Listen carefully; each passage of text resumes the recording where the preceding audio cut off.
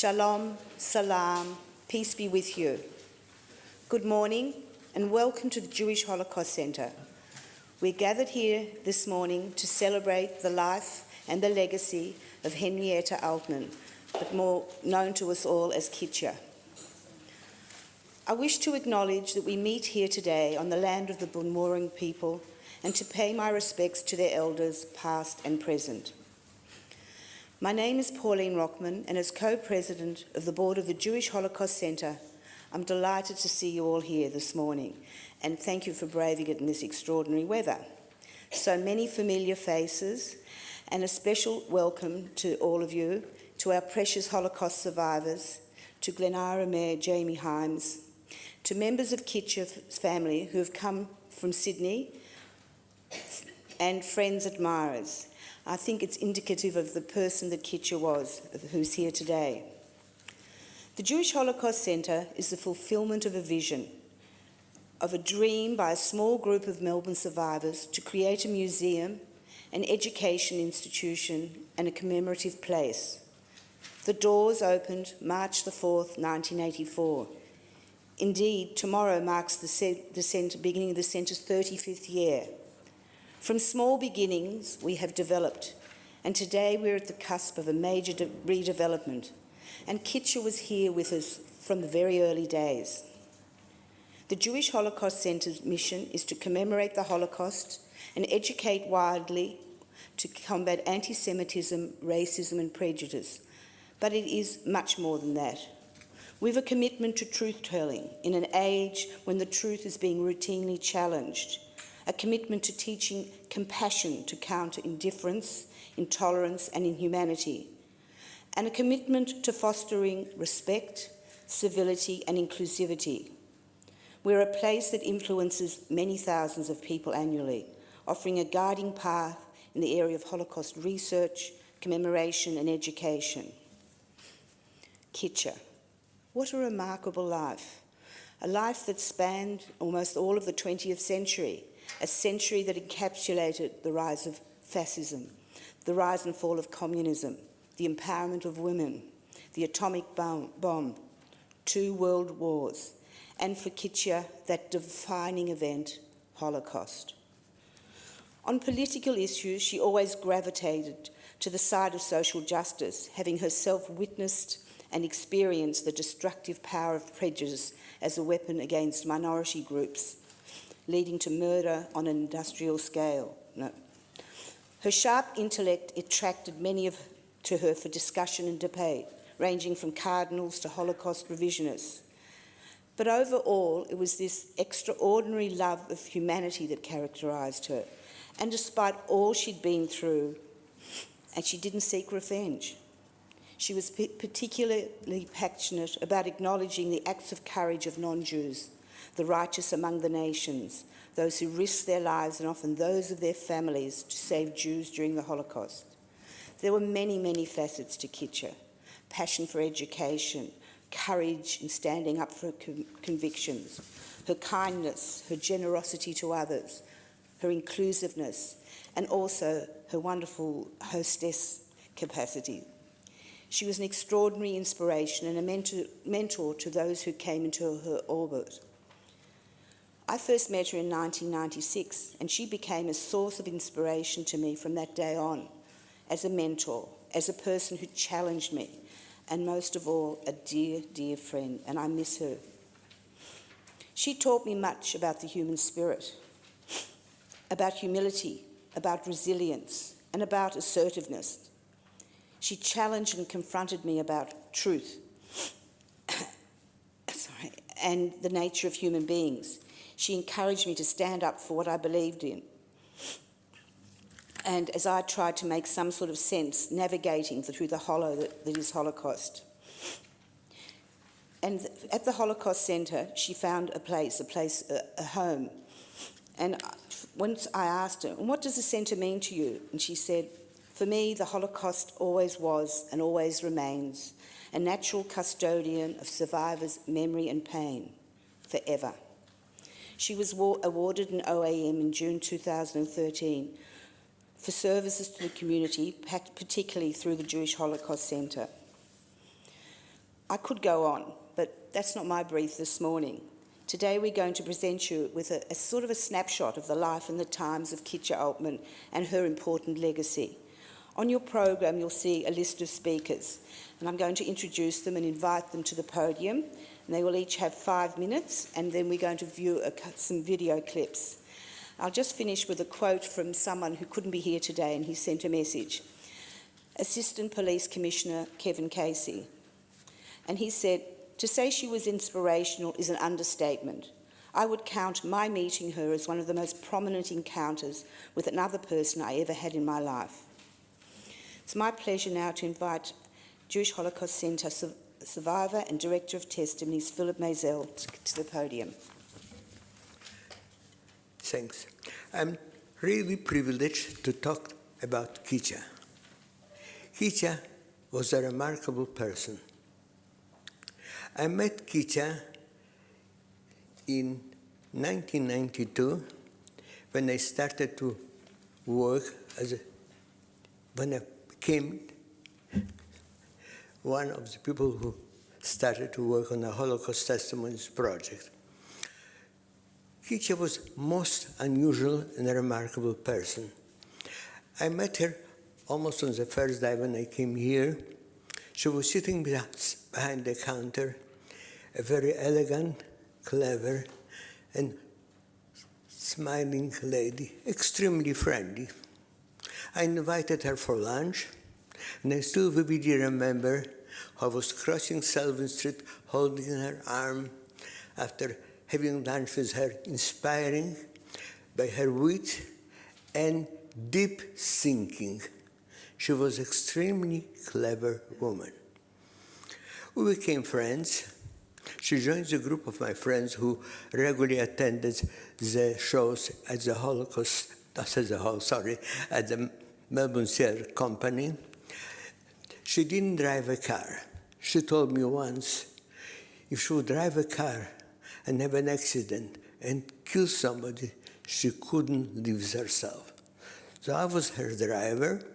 I was picking her up, taking her to the theater. After the theater, we're coming back to her home, and she would discuss the fine points of the show. She would always be able to find something important, something what we would miss, and something which add to general knowledge. She was extremely friendly, and she loved children.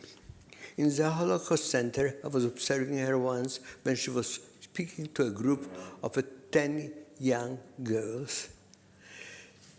She was like a mother to them. She selected the words which they would understand. She would repeat herself a few times until they fully comprehend what she was talking about. And she was giving them something what they would remember for their whole life. When she would finish, she would hug every girl and leave the hall with a smile on the face. She accomplished something important. She also spoke to mature people, girls of 17 or 18 years old, or people, I should say, pupils who were 17 or 18 years old. And here she was a different person. She put the emphasis on every word which she said. She provided many examples to confirm what she was saying. And she was trying to infuse in them something very important, how to be a decent person in the world, and the lessons of the Holocaust which she learned. She became a good interviewer in the Holocaust Testimonies project. She had a lot of friends who admired her, and she had the ability to guide them with the testimony. She made it easier for them, and she underlined the important factors which we should always remember as Holocaust survivors.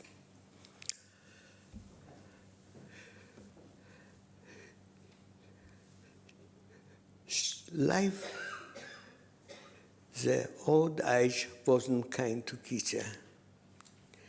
She had problems with her health, but she still was coming here to the last moment when she still could perform normally. Many guys had the privilege to take her home after the talks. On rare occasions, when nobody would be able to take her home, I was taking her home, and I had to help her to get out from the car, help her to get to the door, check her mail, and she would say in a faint voice, "Phillip, I would like to invite you inside, but I can't." The loss of Kitia was a tremendous loss for the Holocaust Centre, for the whole Jewish community, and for the intellectual Jewish world. I lost a friend and lost a person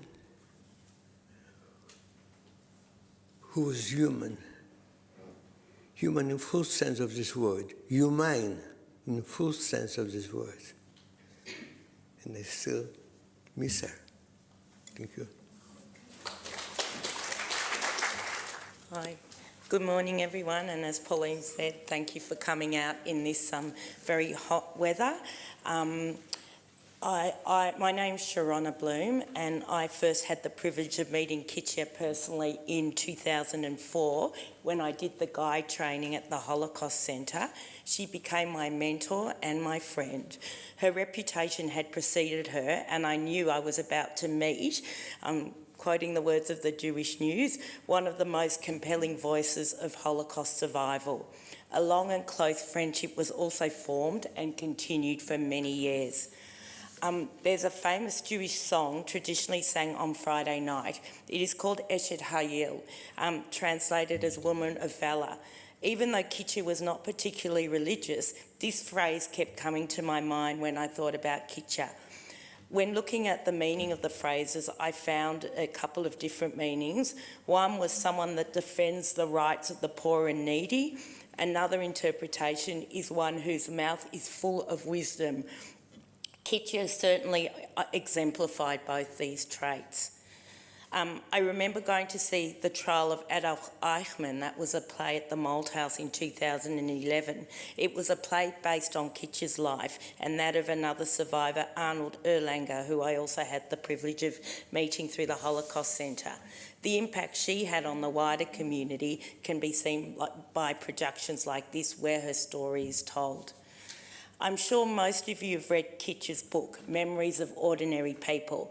As we all know, Kitia was far from ordinary. She was passionate about Holocaust education. I read an article that a recent survey conducted in the UK found that 5% of adults do not believe the Holocaust took place. Almost 10% believe its scale had been exaggerated. Kitia did her part in ensuring that Holocaust survivors had a voice. After completing the guide training, my friendship with Kitia continued to grow. I visited her weekly or more often with my young kids who came to look at her as a grandmother figure. She adored my children. I confided in her when I was in the early stages of pregnancy with my daughter Ella. She always used to tell people if they came over when Ella was there that she knew her before she was born. Photos of my children adorned her fridge, and Ella's first painting had pride of place on the door to her kitchen. She never failed to have a little gift or treat for Ella whenever we visited. When my daughter was very unwell as a young child, Kitia's home was always a safe haven for me to come and sit. Her words were always wise and comforting. My parents even knew Kitia before I met her. My mum and Kitia often used to travel to the city on the same tram to their respective jobs in fashion retail. My mum told me that she was always dressed so elegantly, and it was a pleasure to share the journey with her. Kitia came to all the bar mitzvahs of my 3 sons. Good name for a TV show. One of the highlights of my daughter's bat mitzvah in 2017 was having Kitia there. It was a few months before she died, and she did not go out much at that stage, but she was determined to be part of the celebration of the child she loved so dearly.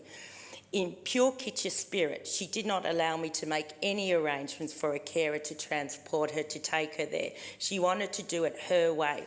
This photo on the screen at Ella's bat mitzvah takes pride of place in our home, and it was only a few months before she died. This is one of the things we loved about Kitia. She didn't want to be a burden on anyone. The rare times that she did call upon my husband to help, for example, to change a watch or hearing aid battery, she was grateful and apologetic. Of course, she could be a bit stubborn and say things that didn't always come out right. So could I.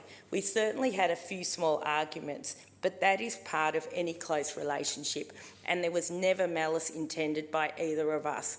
We truly loved and respected each other. My kids were so privileged to hear Kitia's first-hand amazing story of survival. They were all devastated when she died.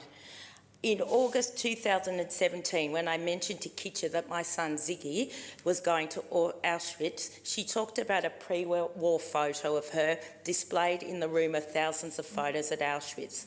Although she would never ask anyone to specifically look for it, I decided to ask my son to do so. I took a photo of it, sent it to my son. He and all his friends took the time and effort to look through thousands of photos to find that particular one, and they did, as you can see on the screen.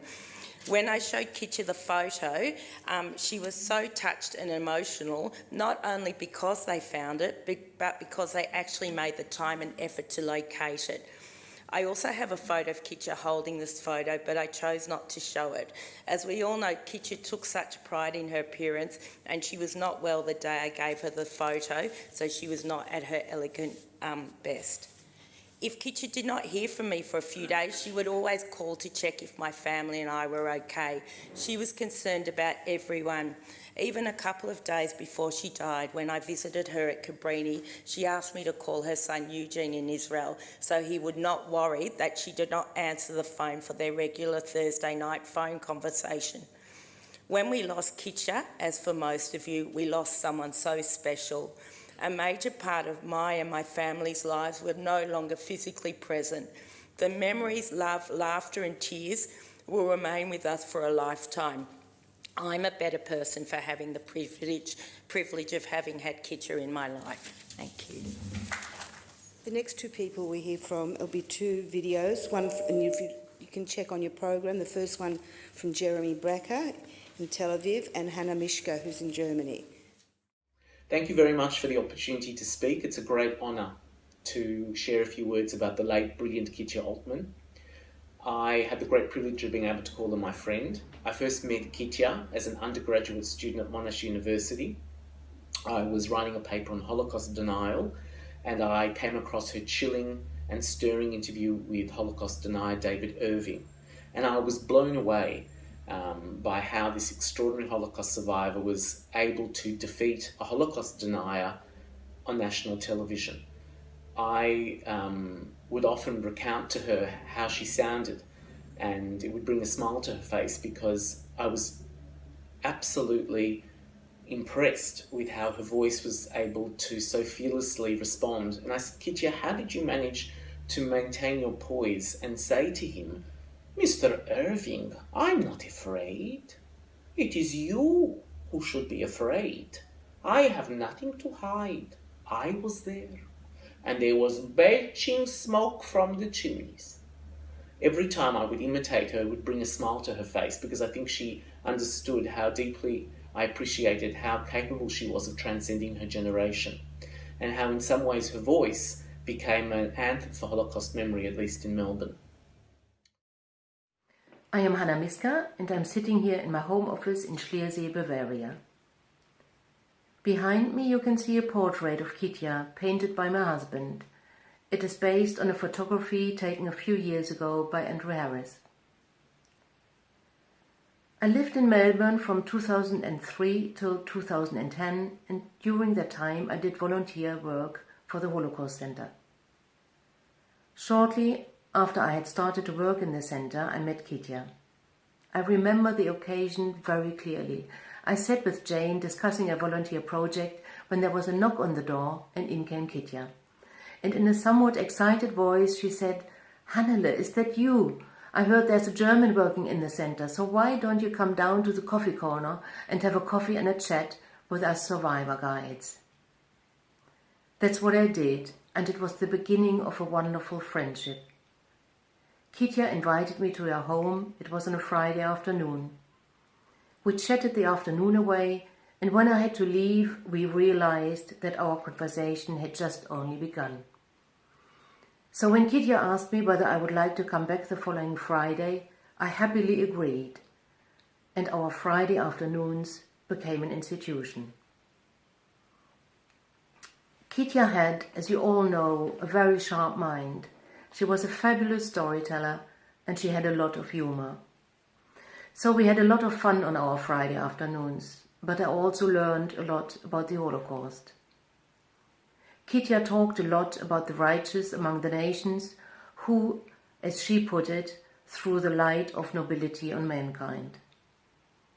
She also talked a lot about Alfred Rosner, the German manager of a textile factory in Benjin who was influential in her survival. So when Kitia learned that I intended to write a biography about Alfred Rosner, she was thrilled. The biography about Alfred Rosner has been published a few months ago, and of course I have dedicated the book to Kitia. It is her legacy. I'm very sad that Kitia didn't live to see the birth of the book, but at least she knew it was in the making. At least she has been able to read the first 50 pages, and she did not only read them, she also edited them. I miss Kitia a lot. We always ended our Friday afternoons with a brandy and a toast, and that's exactly what I would like to do now. I would like to say, L'chaim Kitia. As a 19-year-old, I came to the Holocaust Centre in February 2010 to partake in a new initiative called the Custodians of Memory, where young members of the Jewish community were paired with a Holocaust survivor and encouraged to meet to discuss the Shoah. I was lucky enough to be paired with Kitia. You could say that Kitia and I hit it off early, and what was supposed to be only a few meetings quickly flourished into a strong friendship, one that continued with 6 weekly catch-ups at Kitia's apartment until her passing. Kitia was many things for many people. As demonstrated by the speakers today, she cultivated a wide circle of friends that transcended age groups, religious communities and backgrounds. She truly was a remarkable woman, fiercely intelligent, articulate, insightful, opinionated, inspiring and sharp. There's no shortage of people in the room here today who can testify to this.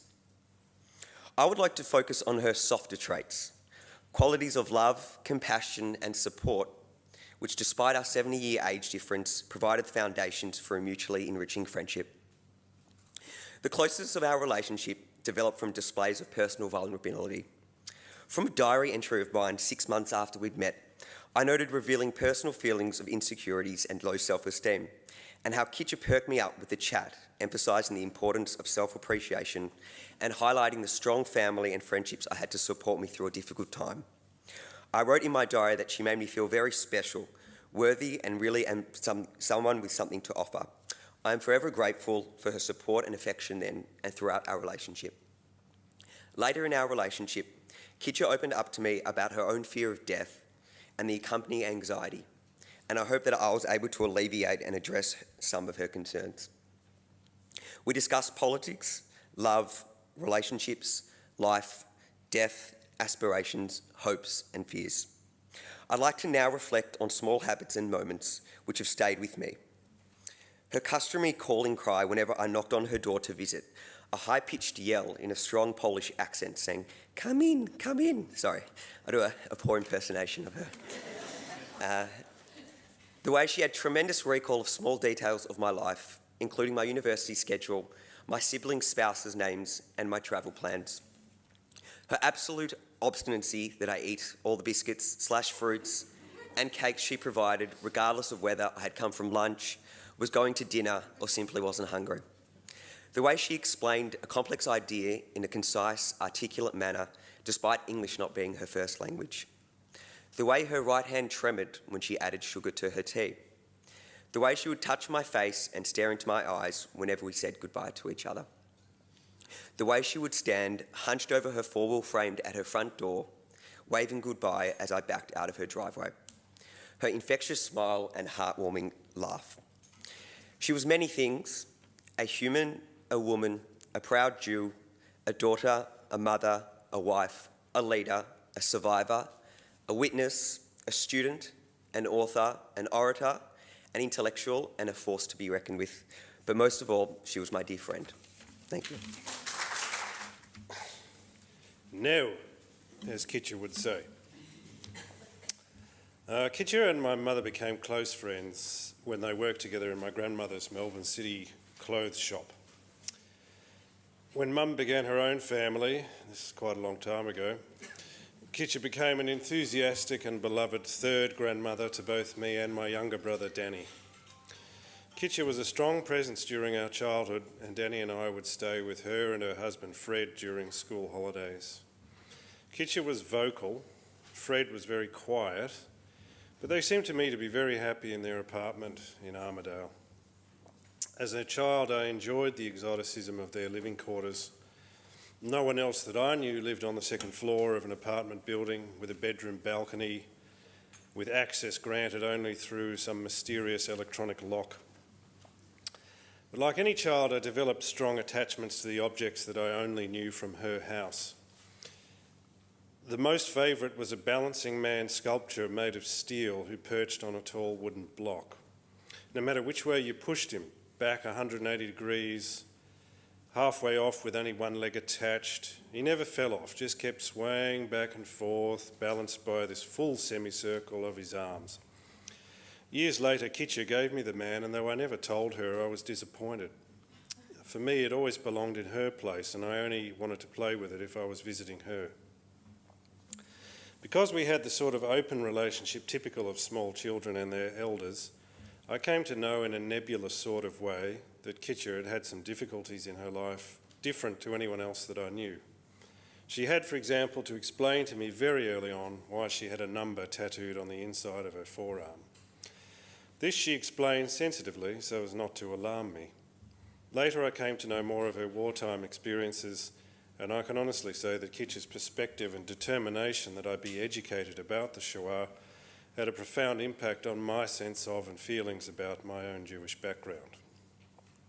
Kitia wasn't always easy to be around. Her indomitable spirit could make her intractable in argument and welded to some unconventional and occasionally even harsh ideas. But I'm sure that this spirit was what saved her in part during her war years and then later as a migrant in a strange land. And it helped her to remain so positive and determined to make the best of what turned out to be her very long life. Really, her strength was a source of wonder to me, and I'm sure to all who knew her. Kitia lived her long life by her values. In the 1950s, she helped establish Pioneer Women, a leftist women's Zionist organisation. And one way the pioneers raised funds was to throw pre-wedding bridal events.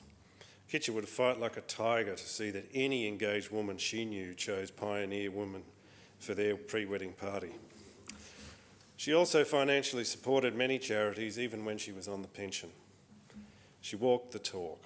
When a cause was unpopular or unfashionable, she would not compromise her values, including respect and help for the poor or powerless and justice for all. These values would later help her draw universal lessons from her own Shoah experiences, and her horror of genocide broadened, be it in relation to Rwanda in the 1990s or Armenia in the 19-teens. In her latter years, Kitia took as great pleasure in my children as she had my brother and me, and I'm glad, though that she had no grandchildren of her own, she will be fondly remembered by me, my brother, and my children, among other families whose lives she similarly touched. It's my eyes, not my legs, that make me go very slowly. Such beautiful testimonies. I don't suppose I need to use adjectives. We've discovered that Kitia was beautiful, very clever, intellectual, indomitable, but also capable of deep friendships, deep capacities of reaching out to so many people. I first met Kitia in 1998 when I started a writing group for people who wanted to write their life stories through a Jewish library, and I was green enough not to understand that 7 out of the 10 people would be Holocaust survivors. And of course they were the ones who had a story to tell and a reason to sit down and write. When I first saw Kitia in a group of these people, Helen Leperer, I want to mention that you were one of the first writers as well. I didn't recognise her as the person. She looked familiar, but I couldn't think where I'd seen her before. And then I realised not straight away, that she was the woman I watched getting the best of David Irving, and how involuntarily I burst into tears, and I couldn't believe that this woman who'd been through so much had the strength to find the words. And when the penny dropped and I said to her, Kitia, how did you find those words at that last moment to just break down everything? All those arguments meant nothing, but those last words, when he turned to her and sneered and said, well, Mrs. Altman, you are here. And she said, very quietly, steadily, looking into his eyes, well, Mr. Irving, would you have liked me to be 6,000,001? And then they cut. It was absolutely amazing. And I said to her, Kitia, where did you find those words at that moment? She said, Julie, I don't know. I really don't know where I found the words, but I must tell you, I spent a week in bed afterwards. So she paid for giving testimony in so many ways. I know I really laud the Holocaust Centre of being up to such a strong, capable practitioner. This was the place for her to be. And I'll just share one story because we're not speaking long today. As everybody wrote, I don't think I could have borne to ask people to do this now that I'm an old lady myself. Only a couple could use a computer. They sat and wrote in longhand. Spelling mistakes didn't matter, grammar didn't matter, the story mattered. I'd fix it, they'd rewrite. And as a matter of, I used to joke because I was a teacher that I didn't have any more elephant stamps that I can give them, but I gave them little ticks. And if I needed to fix something, which was usually the case, I would write "see me," and we would talk in another room where people were not writing. Now, one day, Kitia was fantastic. Kitia had a voice like a Greek chorus. Every word had weight, every word had meaning. She didn't waste words, and it was almost sometimes like a poem. This time, it was a little muddled, unusually. Maybe half a page, 3/4 of a page. It needed a fair bit of work. And in all honesty, I gave her 2 ticks instead of 3. I thought I could get away with that. When we were alone, she said, 2 ticks? 2 ticks? What's this? I said, Kitia, it was a mistake. It was a mistake. But you know, Kitia, it needs a little bit of work. Tell me again. Just this paragraph, just say it to me. She gives me this look and she says, okay, you give me the tick and I'll give you the words. Who do you think won? Thank you. Well, it's awful and wonderful to be here. Fancy being here to commemorate Kitia, who can't answer back now. It was 2014, and I was beginning to look for records of my old friend Max Blatt, who was a Polish resistance fighter. In fact, he was a German. He identified with German culture. And at the very beginning of my decision to write about him, I asked a friend, Alex Skovron, who's here today, if he knew anybody who'd grown up in Lower Silesia. Max was the only person I'd ever known who grew up there. He suggested I speak to Adele Hulse. It was Adele who introduced me to Kitia. I didn't know what to expect, except that she was going to be a very old lady who had survived the Holocaust. She invited me to afternoon tea. I told her my wife, Stephanie, and I were going to Poland to look for records of Max, and incidentally to Germany, but the Polish bit was, I thought, the relevant bit for Kitia. Max grew up in Breslau, now Wrocław. I told Kitia I didn't want to write about the Holocaust. I just wanted to write about my friend. The Holocaust, I said, is a sacred subject for you. It doesn't belong to me. Kitia said in a voice that you will all know, and I shan't attempt to mimic it, the Holocaust belongs to humanity. And that was the beginning of my lesson, which continued until her death, not very long ago. The Holocaust belongs to humanity. Does it? It gave humanity a new meaning for me. Not the Holocaust, I was familiar with the writings associated with the Holocaust. I tried another tack because I really didn't want to go into Holocaust writing. I wanted to avoid it. I wanted to stick with my friend, Max Blatt. He was the most influential person I had ever met. Wow, they would have really got on. Probably a few sparks. I said to her, well, you know, but Max wasn't in the camps. She said, without more than a second and a half hesitation, unlike that hesitation, the camps were in Max. And that was a whole new view, which released me into a whole new way of approaching Max's records and his past. She scoffed at the idea that Max wasn't part of the Holocaust.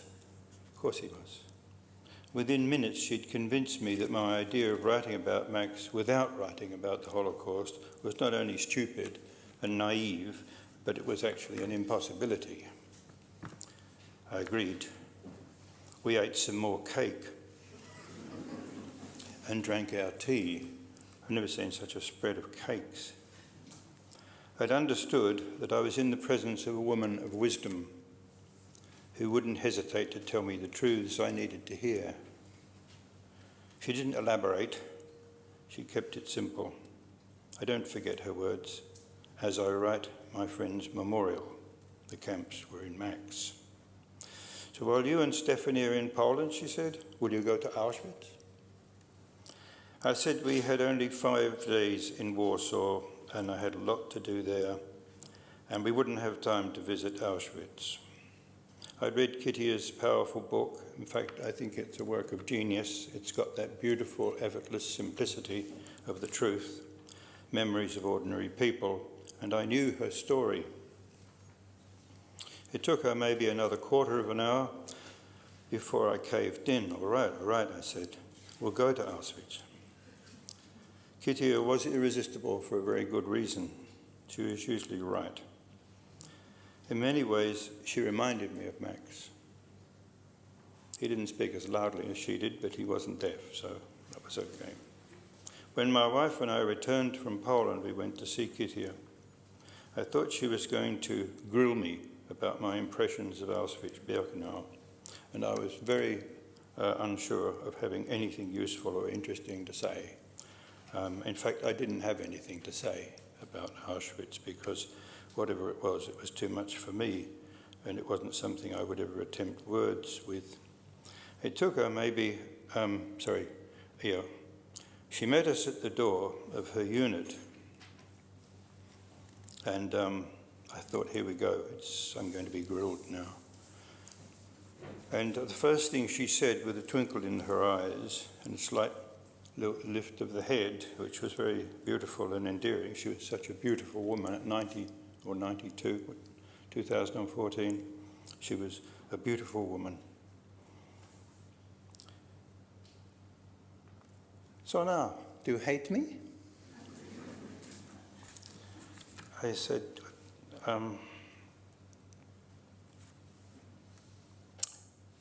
why on earth would we hate you now? I sent you to Auschwitz. What a sense of humour to bring that out after 50, 60, 70 years, whatever, as if it was nothing. And of course, she didn't ask me to say anything about Auschwitz, thank God. When Max died in 1981, he left the world as quietly as he had lived in it, his story unknown. He was the man who gave me the ability to write and taught me the way to go. And I hope to write a memorial on him. His story was unknown. His silence was familiar and sometimes puzzling to those few who knew him well. A mystery surrounded Max's past. After his death, there was no public comment on his life, no obituary, nothing to mark his passing. He was my best friend, a man of my father's age. It was Max who determined my life as a writer. In 2014, I set out to memorialise his life and bring him out of the silence. I'm still writing that book. It was Kitia who set me on the right path for this task. Without her generous friendship and her wisdom, I would have begun my search for Max's story with various false assumptions about where I was going and why I was doing it. She educated me about what I was doing. Well, it's the great readers who do that always for writers. It's the great readers who educate you about what you've done and what you're doing. You don't know, but you're too emotional about it. We remained friends until her death at the age of 95 in November of 2017. She occupies an important place in my book on Max. Thank you. Hello, I'm Neil Cole and I wrote the play, The Trial of Adolf Eichmann. I started writing the play with the executive director here's discussions with him about the way it should go. After 6 months of reading a lot on the Holocaust, I was going nowhere, and I asked him could I speak to two Holocaust survivors, a man and a woman, and I got Arnold Erlanger and Kitia, and I couldn't believe my luck. As a writer, to have a character of such note and opinions and all sorts of things was more than I could have expected. We met first time in here downstairs. We talked for about 3 hours, and we went home. All up, we did about 7 hours, which is a long time. And at one stage, we were downstairs and we were laughing our head off so much that people came in to find out what was going on. She was just a very funny person and would tell jokes and say things, and I always found that very funny. We then did the reading of the play at the courthouse in Carlton, and Helen, who's here today, was there, and I drove them to and back from, and they sat in the back of the car, and opinion was divided between the two of them, which is uncommon in the Jewish community, I know, but their opinion was divided, and one thought it was extremely bad, the other thought it was terrible. So, not good, but I didn't bother because I knew I was right about one thing, And I rang a mate of mine that last night who'd been there, and I said, do you think what I'm thinking? He said, yeah, the story's got to be about Kitia. Now, it wasn't about Kitia, and I'm writing a play about Kitia to go on in November this year, November, at the Chapel of Chapel. Because I couldn't say what I really wanted to say about her and what I believe needs to be said. The play is now lodged at Yad Vashem, which is great, and I'm sure Kitia would be rapt to hear that was the case. We became quite good mates, I suppose you'd say, and fleeting, though I went over to her place many times for dinner and that. But she wrote this letter about the play, which I want to read, and then I want to tell one other story quickly. Dear Neil and the cast of Eichmann, this is dated the 5th of November 05. The play went on 3 times, once at the Courthouse in Carlton, then it went on at Northcote, which was a bit strange to do it there, but we had great attendance, and then finally at the Malthouse. It was interesting when it went on at the Malthouse, it was the 3rd woman to play Kitia, and she didn't like her much. And she rang me up and told me so, and the play was over, so there was nothing I could do about it. And she rings up and goes mad at me about, she's not as good as the woman who first did it, she loved. And anyway, I was really, after 5 minutes of this, I thought, I said to Kitia, you know, though, she is very good looking. And Kitia started laughing her head off and said, what a basis upon which to choose a character. So I couldn't even win that debate. Here's the letter, which is very important. For some of our audiences, the play might have been another piece of theatre. We, being who we are, Jews, Holocaust survivors, and ordinary human beings, were profoundly moved by it. Thank you, Neil, for taking up a well-known and almost forgotten subject of the inhumanity of bureaucracy, that's Eichmann, and of choices offered and choices rejected. Of course, that is Rosner. It is of particular importance in the present days of violence and terror that plunge the world into a dark abyss the world over. We were impressed and deeply touched by the interpretation of the characters portrayed by all the actors. We felt that each and every one of you acted your respective roles with great skill, sensitivity and feelings. We hope that the play's message will be heard and understood by many people of different walks of life. We wish you all further success in your careers with the best regards to all of you. It was the best review I've ever had. It was pretty good. I finally wanted to say that when Arnold Erlanger's wife died, I rang up Kitia and said, look, do you want me to drive you out to the funeral? I don't, she only died the day before, and we had to get out there the next day. So I took her out there, and all the time we talked about the play and life and those things as you do with Kitia, but what was important was I said, I don't know this woman at all. I've written a play about her with her in, I've looked at the Holocaust, I've done all these things, I've objectified it totally. So I was driving out there and we got to the I don't know what, Springvale or somewhere it is, yeah. And I'm not a religious person at all and had to endure what they were saying, but that was okay. But then she said, could you take me down to my late husband's graveside? And she went down and she put a stone on it, and she stood there for 10 minutes. And I just waited, it was a bit chilly and that, and I thought, finally I've discovered something, this incredible love for her husband. And that all the time it's Kitia telling the Alzheimer's story and living that and breathing it.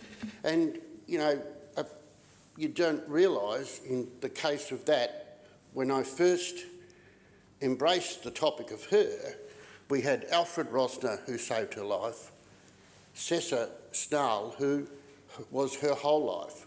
The two of them were together from the start until the very finish. And I couldn't even see that until I realised how much love there must have been that helped her survive and how much her husband meant to her. Yeah, thanks. Hello, I'm Jayne, Josem, the museum director here, and I'm not Adele Hulse, but Adele couldn't be with us, so I'm just going to read what she wanted us to say. These are her words. I met Kitia in 2000 when I started work at the library. That's the Makor Library. We had the honour of publishing her memoir, Memories of Ordinary People. Her clear voice is there forever, candid, alert, occasionally wicked, and endlessly compassionate. I'm not Jewish. Kitia explained the Beth in Weitzman was not short for Elizabeth and became my foremost mentor in Holocaust minutiae, a place you cannot go with many people. Every survivor teaches me more, but Kitia was the first to really educate me. That Makor has published 140 titles is very much connected with those hours of drinking tea and eating cake while dissecting atrocities. She showed my shlichut. She also welcomed me inside the cashmere blanket of Jewish home life, insisting my son and I sit together because families have been separated enough. Cosy. With her specialty coffee cake always in the fridge, a good Jewish hostess serves 3 cakes, 1 extravagant, 1 kosher, and 1 healthy. Bless you, Kitia. You lived every second of your life. My son and I are sorry we cannot be here today, but have donated a cake. I hope you will approve. And that's from Adele Hulse, who was the coordinator of Write Your Story for the Lamb Jewish Library of Australia. I was brought up to believe that there is a power, a spirit that guides me through my life to be decent, honest, a good person. So there's just a few things I want to add. First of all, Tony Barter, who's here, just wanted me to mention that not only did Kitia have influence in all the various ways we've heard, but he was involved as a lecturer academic at La Trobe University, and his students, he wanted to add that thousands of his students were able to be profoundly impacted by meeting Kitia. And I'm sure that if we went around the room, I'm sure Abi has a lot to say. I'm sure that each one of us could add to the eloquent and passionate group of speakers that we've had today, speaking about the legacy of Kitia, and it obviously has sparked off many ideas in my mind about how we can carry on talking about Kitia and her impact. We've heard about her moral compass, that one person can make a difference, the importance of coffee and cake, her role as a mentor to so many, a passionate voice for respect and acceptance, an intelligent writer, an intelligent speaker. When Kitia spoke, you listened. And we could keep going. Kitia was passionate about education and the actions of the righteous among the nation. And that's the legacy that Kitia entrusted Pauline Rockman with, and in fact entrusted all of us with.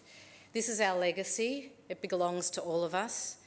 And to enable this legacy to proceed in a tangible way, we invite you, and we'll pass on this invitation broadly, to help us continue to educate the future generations in memory of Kitia. So please consider donating to our work here.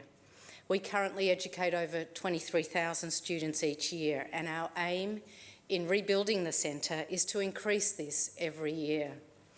We have a great team of staff and volunteers working towards our goals. A great team helped put this event together. Kitia really embodied everything we stand for. She touched so many, and we dedicate our work to her. So thanks for coming. I'm glad the air conditioning held out. We're going to give Kitia the last word, which was going to be that little message, but I've always got 1,000 quotes to pull out from my Kitia bag, and this one is, I would like the children of the future, the children in future, to know that the universal importance of the Holocaust is not because it happened to Jews. It's because of the dehumanisation of human beings. we must cherish, as we do our family and friends, the memory of the people who risked their lives to save some of us, the righteous among the nations. Thank you, Kitia, and thank you.